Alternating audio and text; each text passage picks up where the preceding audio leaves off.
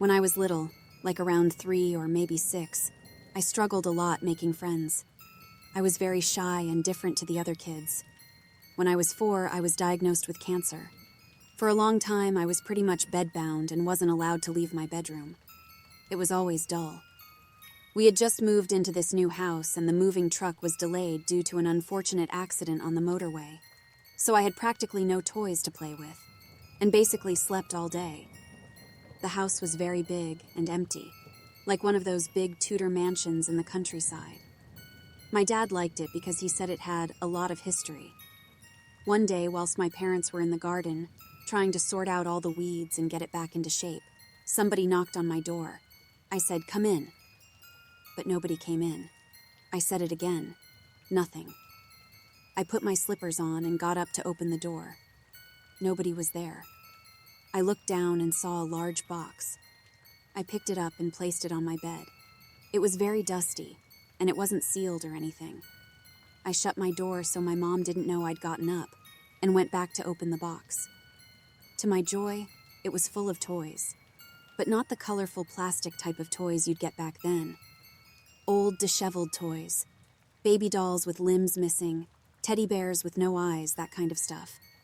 There was no toy cars or Barbies, old stuff. I thought my dad put it there as a surprise for me, so I decided to be grateful and make do with what I had. As I got to the bottom of the box, I noticed a black rectangular package with a wax seal on it. "Don't open that yet," said an unfamiliar voice behind me. I turned to see one of the dolls. Its mouth wasn't moving, but there was a voice coming from it. I picked the doll up.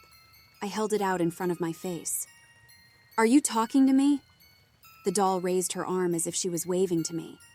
The doll's head slowly nodded. "My name is Catherine. What is yours?"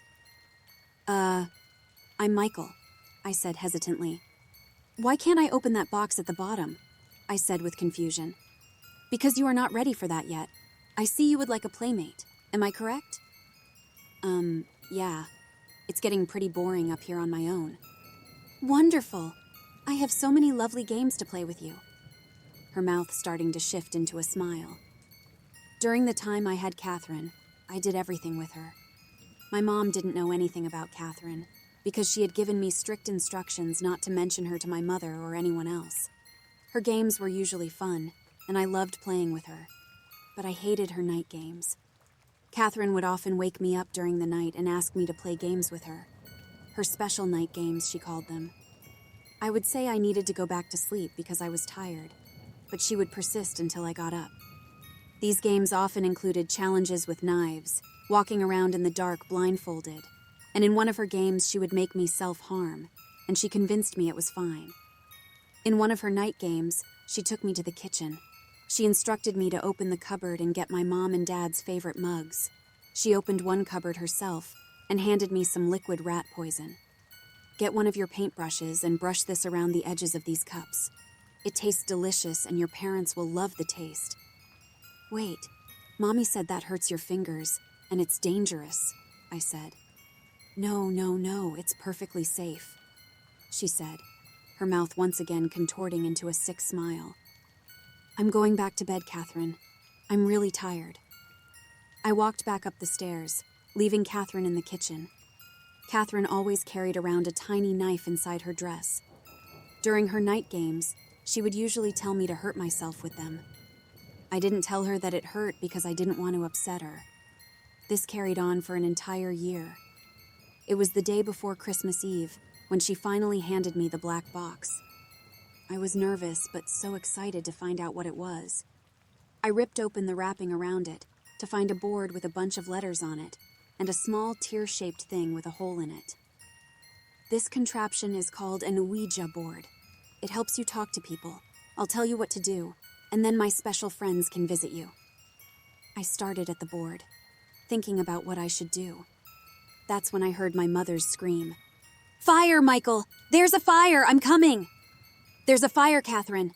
I need to find my mommy. Stay here, okay?" I got up and ran straight downstairs to my mom and my dad.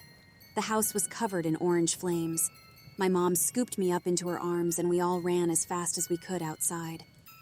The house was engulfed in flames, with Catherine inside. A week ago, when my dad hosted our family Christmas party, my mother began talking about our old memories and that old house. Hey, do you remember when you gave me that box of toys with that really creepy doll? No, son. What doll? My dad said, clearly puzzled. It was a doll that I sort of turned into my imaginary friend a few weeks after my diagnosis. Did I not speak about her? She was called Catherine, I think. Mike, I never gave you any toys. Neither did your mother. Hey, hold on, my cousin Shayla interjected. Did you say her name was Catherine? She asked. Yeah, Catherine. She handed her phone to me. Read that article, she said. It was a newspaper article from 1918. It said a little girl called Catherine Elise Smith was murdered by her parents in a country manor house near Devon, in my house. Shayla zoomed into the picture of the girl. She was holding an old doll,